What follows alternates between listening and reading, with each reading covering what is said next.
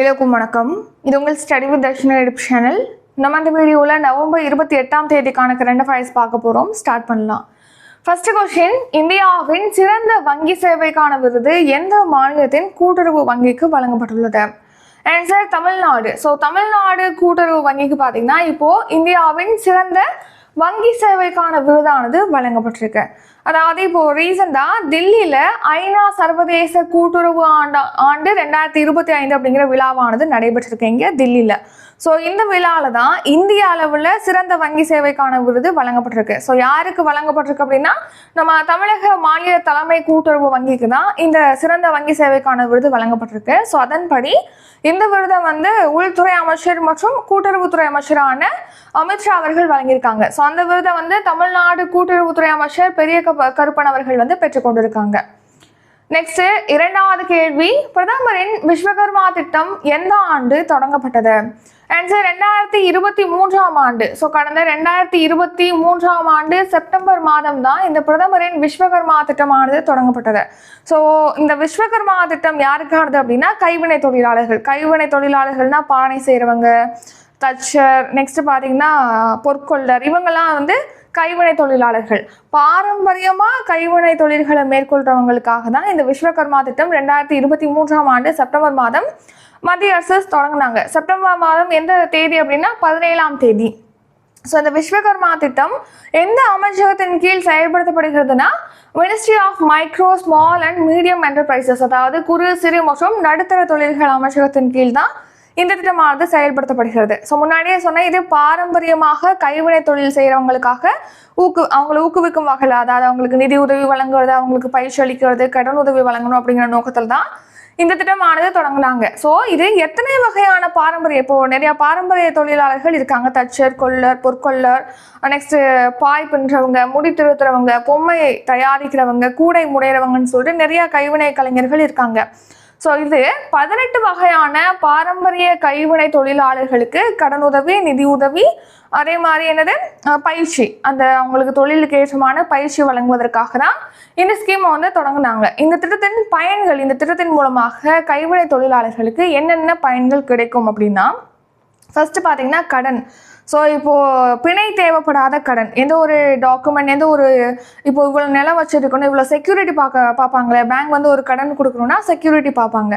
So அதுக்கு எந்த ஒரு செக்யூரிட்டியுமே இல்லாமல் பிணை தேவைப்படாத கடனாக 3 லட்சம் வரைக்கும் இந்த திட்டத்தின் கீழ் கைவினை தொழிலாளர்களுக்கு வழங்கப்படுகிறது கடனானது. எத்தனை தவணையாக அப்படின்னா 2 தவணையாக. ஃபர்ஸ்ட்டு 1 லட்சம் ரூபாய் அவங்களுக்கு கடன் வழங்குவாங்க. ஸோ அதை 18 மாதங்களுக்குள்ள திருப்பி அழிச்சிட்டாங்க அப்படின்னா நெக்ஸ்ட் 2 லட்சம் ரூபாய் அவங்களுக்கு கடன் வழங்குவாங்க.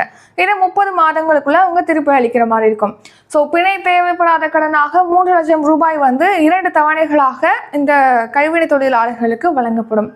நெக்ஸ்ட் இப்போ குயவர் இருக்காங்க, இல்லை அதே மாதிரி பொற்கொள்ளர் இருக்காங்கன்னா அவங்களுக்கான கருவிகள் தேவைப்படும் இல்லையா? ஸோ அந்த கருவிகளுடைய தொகுப்புக்காக 15,000 ரூபாய் வரைக்கும் வழங்கப்படும் சொல்லிட்டு நிதி உதவி வழங்கப்படும் சொல்லியிருக்காங்க. நெக்ஸ்ட்டு அவங்களுடைய திறன் மேம்பாட்டுக்காக, ஸோ அவங்களுடைய ஸ்கில்லை இன்னும் இம்ப்ரூவ் பண்ணிக்கிறதுக்காக பார்த்தீங்கன்னா அவங்களுக்கு பயிற்சி வழங்கப்படும். ஸோ ஒரு நாள் போய் அவங்க பயிற்சி மேற்கொள்கிறாங்க அப்படின்னா, பயிற்சியில் ஈடுபட்டிருக்காங்க அப்படின்னா அந்த டைம் அவங்க ஒர்க் பண்ண மாட்டாங்க இல்லையா?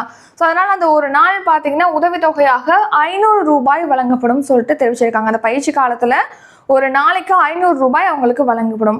இது மட்டும் இல்லாமல் இப்போ குயவராக இருக்காங்க, அவங்க பானை செஞ்சுட்டாங்க, இல்லை பொற்கொள்ளராக இருக்காங்க, அவங்க ஒரு முடிக்கப்பட்ட பணி இருக்குது அப்படிங்கிற பட்சத்தில் அந்த முடிக்கப்பட்ட அந்த பொருள் இருக்கு இல்லையா, ஃபினிஷ் பண்ணி இப்போ குயவர்னா பானை செஞ்சுருக்காங்கன்னா அந்த பானையை அந்த பானைக்கான தரச்சான்றிதழ் வழங்குறது, அதுக்கான ஒரு லோகோ, வணிக சின்னம் வழங்குறது, நெக்ஸ்ட் அதை விளம்பரப்படுத்துறது, அதை விற்பனை செய்யறதுக்காக விளம்பரப்படுத்துறது, இது போன்ற சந்தைப்படுத்துதல் உதவிகளையுமே மத்திய அரசு வழங்கும் சொல்லியிருக்காங்க.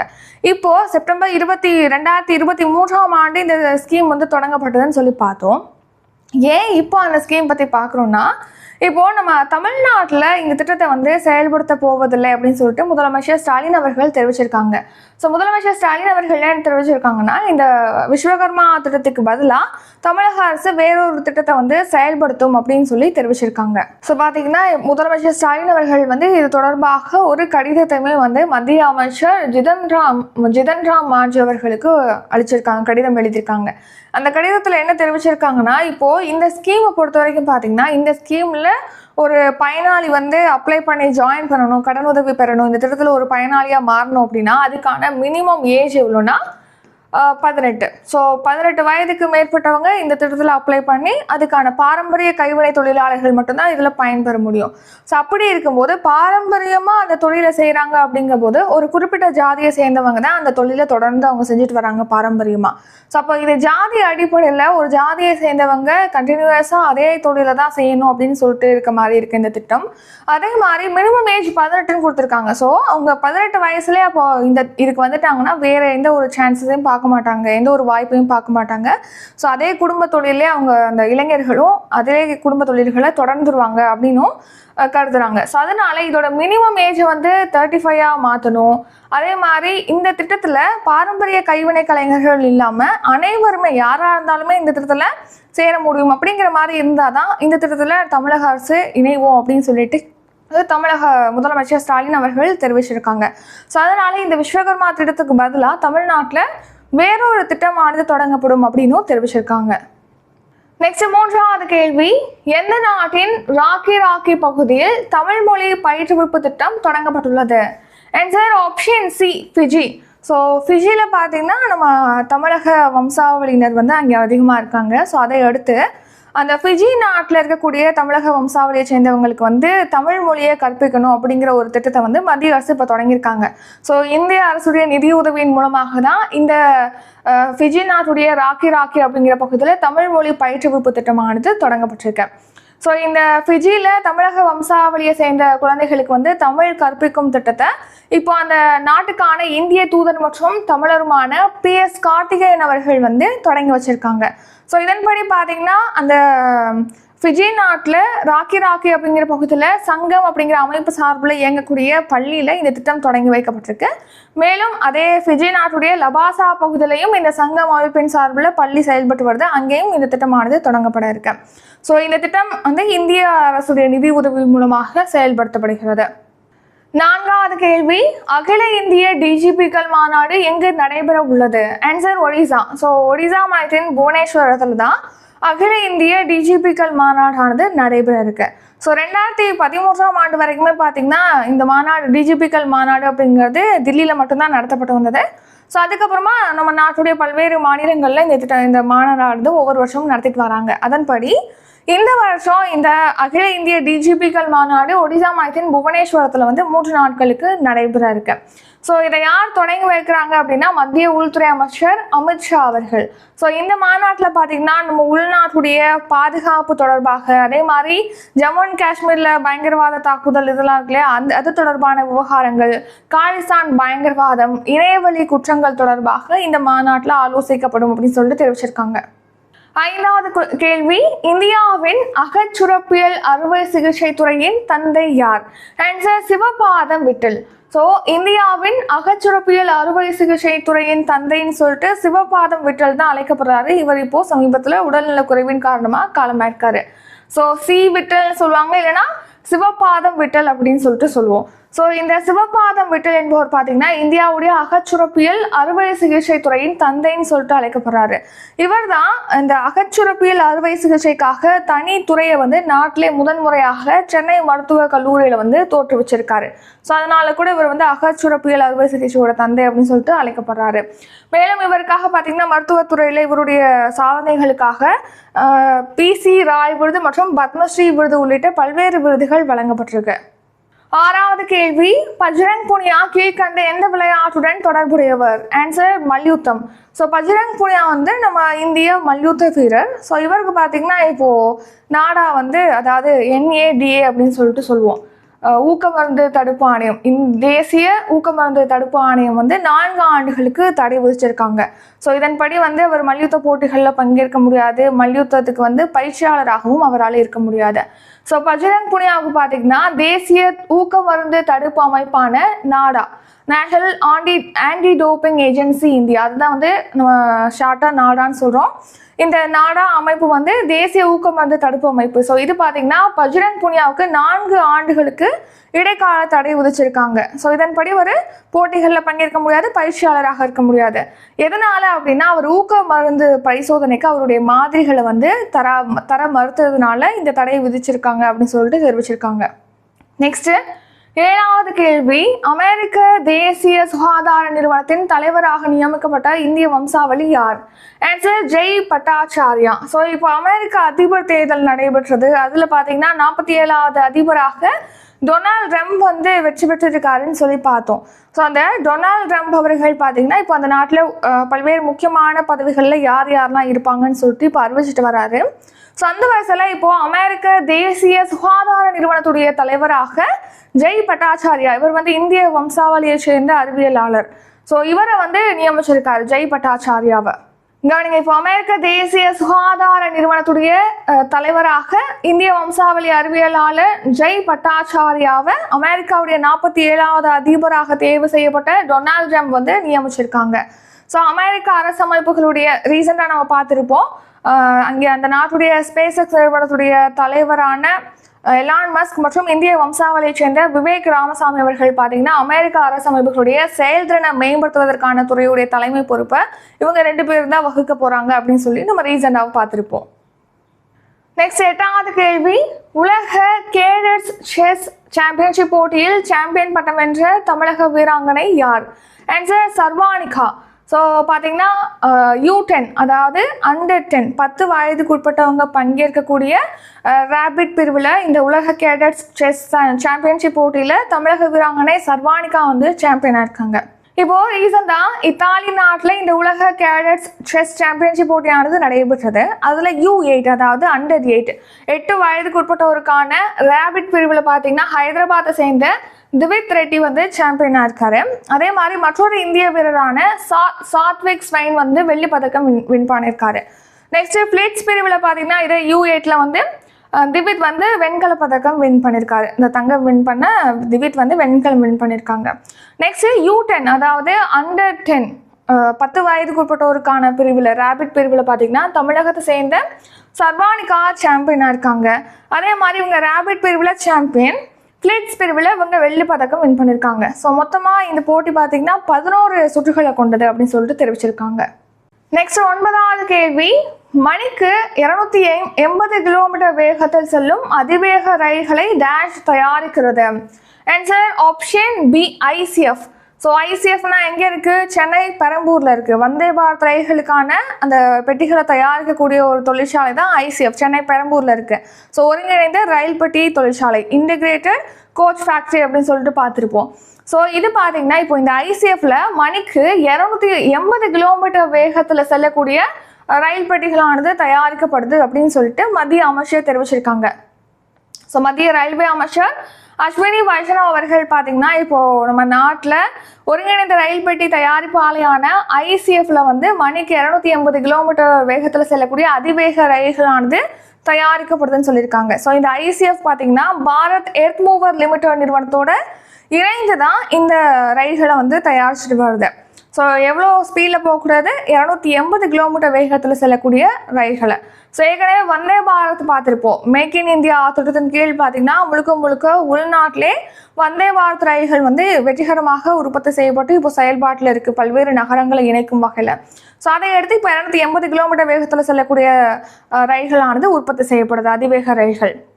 இந்த அதிவேக ரயில் இருக்குல்லையா, அதில் ஒரு ரயில் பெட்டி வந்து சுமார் 28 கோடி செலவில் தயாரிக்கப்படுது அப்படின்னு சொல்லிட்டு தெரிவிச்சிருக்காங்க. மற்ற இதோட ஒப்பிடும்போது இது குறைந்த செலவில் தான் தயாரிக்கப்படுது அப்படின்னு சொல்லிட்டு தெரிவிச்சிருக்காங்க. இப்போ அதிகமாக வேகமாக போகணும் அப்படின்னா வெயிட் வந்து கம்மியாக இருக்கணும். அதே மாதிரி தட்பவெப்பநிலை வந்து பாதிக்கப்படாமல் ரொம்ப ஹீட்டாக இல்லாமல் இருக்கிறதுக்காக காற்று புகாத மாதிரியும் இந்த ரயில் பெட்டி தயாரிக்கப்படுவதாக தெரிவிச்சிருக்காங்க.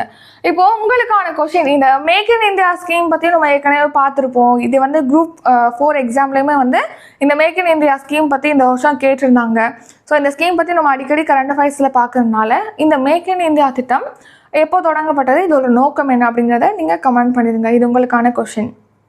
நெக்ஸ்ட்டு புல்லட் ரயில். ஸோ பார்த்தீங்கன்னா ஜப்பான் நாட்டுடைய தொழில்நுட்ப உதவி மற்றும் நிதி உதவியோட மும்பை டு அகமதாபாத் இடையே வந்து புல்லட் ரயில் திட்டமானது செயல்படுத்தப்படுகிறது. புல்லட் ரயிலானது தயாரிக்கப்படுது, அதுக்கான வழித்தடமானது அமைக்கப்பட்டு வருது. ஸோ அதோட ஒரு பகுதியாக இந்த புல்லட் ரயில் இயக்குவதற்காக கடலுக்கு அடியில் சுரங்க ரயில் பாதை அமைக்கப்படுது அப்படின்னும் தெரிவிக்கிறாங்க.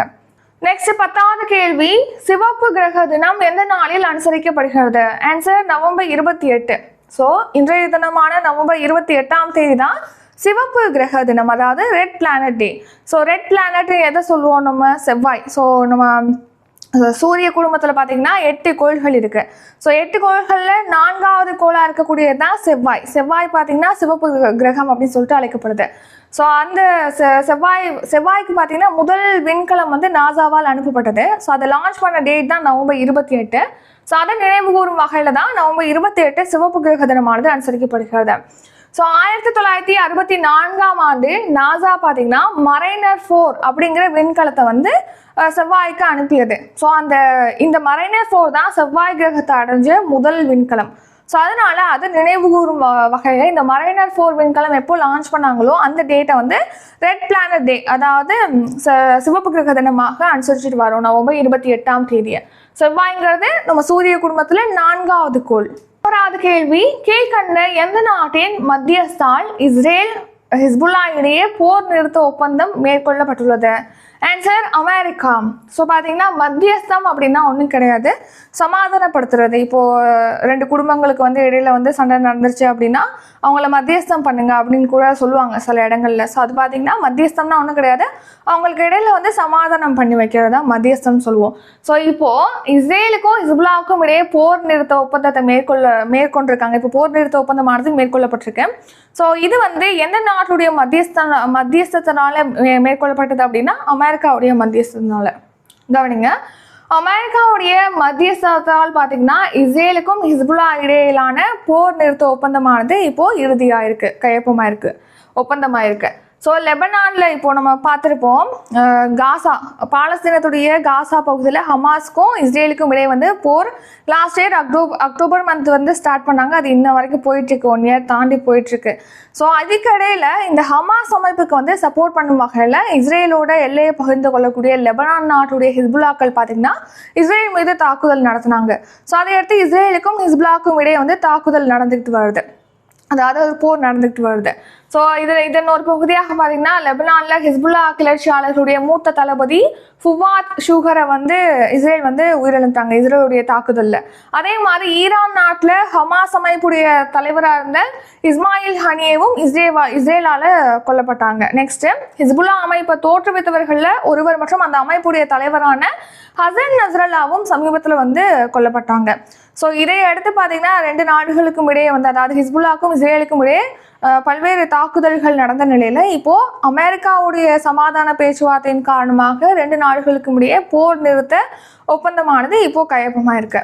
நெக்ஸ்ட் வந்து ஷார்ட் நியூஸ் பார்க்கலாம். இப்போ ஜார்க்கண்ட் மாநிலத்தில் தேர்தல் நடந்துச்சுன்னு சொல்லி பார்த்தோம். அதன்படி ஜார்க்கண்ட் மாநிலத்துடைய முதலமைச்சராக ஜார்க்கண்ட் முக்தி மோர்ச்சா கட்சியுடைய தலைவர் ஹேமந்த் சோரன் அவர்கள் வந்து முதலமைச்சராக 4வது முறையாக பொறுப்பேற்க போறான்னு சொல்லி பார்த்தோம்.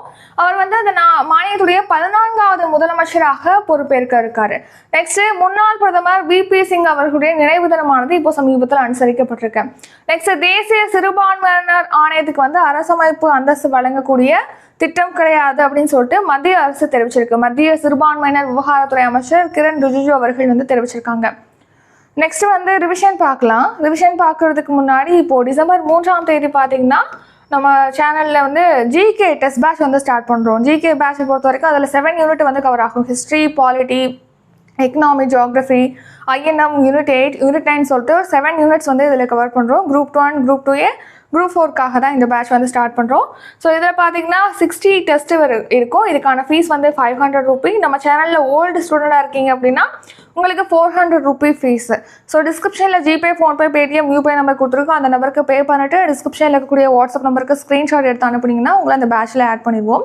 ஸோ இந்த டெஸ்ட் பற்றி வேறு ஏதாவது டீட்டெயில் வேணும், இல்லை இந்த பேட்ச்க்கான ஷெடியூல் வேணும்னா டிஸ்கிரிப்ஷனில் காண்டாக்ட் நம்பர் இருக்குது, அந்த நம்பருக்கு கால் பண்ணியோ அல்லது வாட்ஸ்அப்பில் டெக்ஸ்ட் பண்ணியோ தாராளமாக கேட்கலாம். இதே மாதிரி நம்ம சேனலில் ஹோல் டெஸ்ட் பேட்ச் வந்து டிசம்பர் 5ஆம் தேதி ஸ்டார்ட் பண்ணுறோம். டிசம்பர் 7ஆம் தேதி 1 இயர் சப்ஸ்கிரிப்ஷன் ஸ்டார்ட் ஆகுது. அப்கமிங் டெஸ்ட் பேட்ச் பற்றிய டீட்டெயிலாம் டிஸ்கிரிப்ஷனில் கொடுத்துருக்கோம், செக் பண்ணி பார்த்துக்குங்க. இப்போ ரிவிஷன் பார்க்கலாம். ஃபர்ஸ்ட் கொஸ்டின், இந்தியாவின் சிறந்த வங்கி சேவைக்கான விருது எந்த மாநிலத்தின் கூட்டுறவு வங்கிக்கு வழங்கப்பட்டுள்ளது? ஆன்சர் தமிழ்நாடு. இரண்டாவது கேள்வி, பிரதமரின் விஸ்வகர்மா திட்டம் எந்த ஆண்டு தொடங்கப்பட்டது? Answer option A 2023. மூன்றாவது கேள்வி, எந்த நாட்டின் ராக்கி பகுதியில் தமிழ் மொழி பயிற்றுவிப்பு திட்டம் தொடங்கப்பட்டுள்ளது? Answer option C Fiji. நான்காவது கேள்வி, அகில இந்திய டிஜிபிகள் மாநாடு எங்கு நடைபெற உள்ளது? Answer option C Odisha. ஐந்தாவது கேள்வி, இந்தியாவின் அகச்சுரப்பியல் அறுவை சிகிச்சை துறையின் தந்தை யார்? Answer option B Sivapatham Vittal. ஏழாவது கேள்வி, பஜ்ரங் புனியா கீழ்கண்ட எந்த விளையாட்டுடன் தொடர்புடையவர்? ஆன்சர் ஆப்ஷன் சி மல்யுத்தம். ஏழாவது கேள்வி, அமெரிக்க தேசிய சுகாதார நிறுவனத்தின் தலைவராக நியமிக்கப்பட்ட இந்திய வம்சாவளி யார்? ஆன்சர் ஜெய் பட்டாச்சாரியா. எட்டாவது கேள்வி, உலக கேடட்ஸ் செஸ் சாம்பியன்ஷிப் போட்டியில் சாம்பியன் பட்டம் வென்ற தமிழக வீராங்கனை யார்? ஆன்சர் சர்வானிகா. ஒன்பதாவது கேள்வி, மணிக்கு 280 கிலோமீட்டர் வேகத்தில் செல்லும் அதிவேக ரயில்களை டேஷ் தயாரிக்கிறது? Answer ICF. பத்தாவது கேள்வி, சிவப்பு கிரக தினம் எந்த நாளில் அனுசரிக்கப்படுகிறது? Answer November 28. 11வது கேள்வி, கீழ்கண்ட எந்த நாட்டின் மத்தியஸ்தத்தால் இஸ்ரேல் ஹிஸ்புல்லா இடையே போர் நிறுத்த ஒப்பந்தம் மேற்கொண்டுள்ளது? Answer option A America. இத்துடன் இன்றைக்கான கரண்ட் அஃபேர்ஸ் வீடியோ நிறைவடைகிறது. இந்த வீடியோ உங்களுக்கு பிடிச்சிருந்தா லைக் பண்ணுங்க, ஷேர் பண்ணுங்க. நம்ம சேனலில் நீங்கள் இன்னும் சப்ஸ்கிரைப் பண்ணலன்னா மறக்காமல் சப்ஸ்கிரைப் பண்ணிக்கோங்க. நன்றி, வணக்கம்.